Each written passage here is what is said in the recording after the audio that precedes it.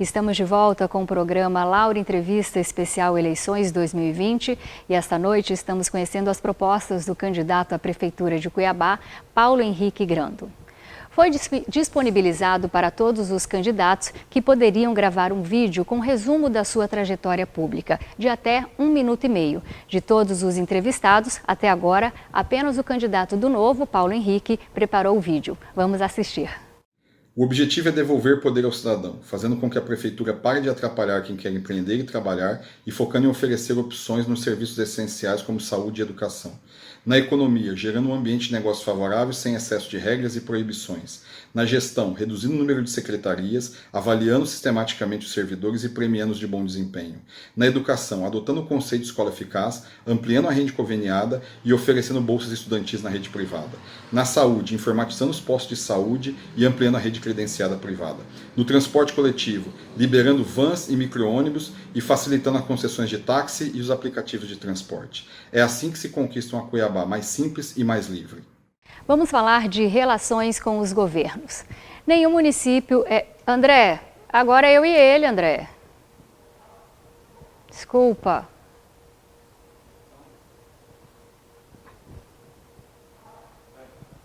Relações com os governos.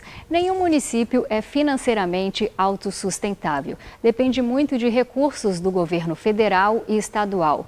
Como o senhor pretende trabalhar com os dois governos, para fortalecer o crescimento e o desenvolvimento da cidade? O que tem sido visto nos últimos anos é que o relacionamento entre as instâncias de governo se tornou mais uma decisão de cunho político do que efetivamente de alinhamento de esforços para resolver os problemas das cidades. Então, o que deve ser feito é dar esse passo atrás e lembrar que, independente de ser o governo federal, o governo estadual ou o governo municipal, a intenção sempre é resolver o problema dos cidadãos que moram em cidades, que não moram em outro lugar. Então, o que você tem que ter é um diálogo aberto, baseado tecnicamente nas necessidades do município, sem tentar ter ganhos políticos ou objetivando outras eleições ou outras situações, e efetivamente discutindo os problemas que precisam ser resolvidos. Há vários programas do próprio governo federal em que o município está inscrito, em que ele pode se inscrever e que ele pode pleitear recursos para várias coisas no município. Por exemplo, existe um programa de modernização dos postos de saúde chamado Informatiza APS, do qual Cuiabá, inclusive, já está aderido, só que ainda não começou a ser feito praticamente nada. Então você tem vários outros programas de vários ministérios, Ministério das Cidades, Ministério da Educação, como, por exemplo, o excelente programa que está sendo montado lá de alfabetização pelo Carlos Nadalim, que eu tenho acompanhado ao longo do tempo. Então, a gente precisa efetivamente usar esses recursos que estão à disposição. Isso só vai ser feito se deixar de lado as vaidades políticas e se focar no que é o objetivo de cada servidor público, inclusive os políticos, que é servir melhor a população. O candidato tem algum plano de coordenação com as nossas cidades vizinhas, como Várzea Grande, por exemplo, visando resolver os problemas comuns, como transporte, saneamento e criminalidade?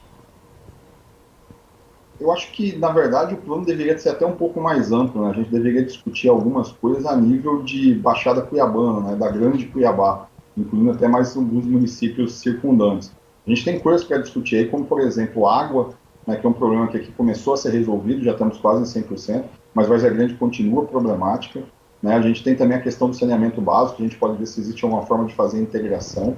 A questão do transporte coletivo é um pouco mais complexo, porque cada município tem parte aí das suas concessões, mas acredito que a gente pode conversar sobre também fazer a liberalização de concorrência lá em Várzea Grande, porque com isso você consegue um atendimento mais amplo, consegue ter mais gente entrando no mercado, mais opções para o cidadão. Então é possível fazer várias discussões com municípios circundantes de Cuiabá, de forma a conseguir resolver problemas de forma mais concreta. Talvez a gente possa fazer alguma coisa em termos de lixo sanitário, que é um problema grave de Cuiabá, o nosso ainda é controlado, já quase todas as prefeituras do Brasil excederam o prazo de regularização, então é algo que, como as cidades estão muito próximas, talvez valha a pena discutir alguns casos particulares de ações conjuntas e que podem, inclusive, reduzir custos e melhorar serviços. Vamos falar de economia. O desemprego diante da pandemia do novo coronavírus bateu recorde. Segundo o levantamento do IBGE, o Brasil encerrou o mês de outubro com um contingente de 13,5 milhões de desempregados. É o maior número desde 2012. E os jovens são os mais atingidos pelo desemprego. Quais são os seus planos para promover geração de renda e também aumentar o número de empregos aqui na capital Cuiabá? Hoje já não se vê muito falar, né, mas isso era muito comum e ainda se vê um pouco, infelizmente, que a prefeitura vai gerar empregos, né? A prefeitura conquistou tantos mil empregos. Isso simplesmente não existe, né? A prefeitura não gera empregos. Na maioria dos casos, o que a prefeitura faz é impedir a geração de empregos com regras desnecessárias. O que a prefeitura precisa fazer é criar um ambiente de negócio propício, em que as pessoas consigam empreender, consigam gerar emprego e gerar renda. Como ela faz isso? Reduzindo regulações, reduzindo burocracias, tornando mais fácil abrir e fazer funcionar negócio. A gente acabou de ter recentemente aprovado na Câmara de Vereadores a Lei de Liberdade Econômica, ainda esperando sanção. Só que a gente já tem aprovado há algum tempo um alvará automático que até hoje a Prefeitura não conseguiu implementar. Então a gente precisa que essas atividades de baixo risco tenham capacidade de começar a trabalhar imediatamente, porque elas empregam 2, 3, 4 pessoas e no Brasil quem emprega pessoas são micro e pequenas empresas. Então a gente não está falando do grande empresário, da grande indústria, a gente está falando do dono do baguncinha, do cachorro-quente, da manicure. Então são essas pessoas que vão gerar os empregos que a gente precisa. E mais uma coisa, se a gente conseguir efetivamente fazer a aprovação automática de projetos em Cuiabá, pelo menos para os projetos de baixo risco, que é uma coisa que já existe praticamente em algumas cidades do Brasil, que emitem alvará de construção em 30 dias, você consegue capacitar o parque de empreendimento imobiliário a começar a trabalhar. E isso gera muito emprego, porque o mercado imobiliário de construção civil ele é intensivo em mão de obra. E você consegue efetivamente colocar pessoas para trabalhar quase que imediatamente, mesmo que sejam não em funções tão ideais, mas você consegue começar a dinamizar o mercado. Existe uma quantidade infinda de projetos parados na prefeitura à espera de aprovação.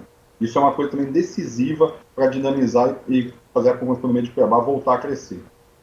Ok, Paulo Henrique, muito obrigada pela entrevista e pela participação e por nos apresentar suas propostas.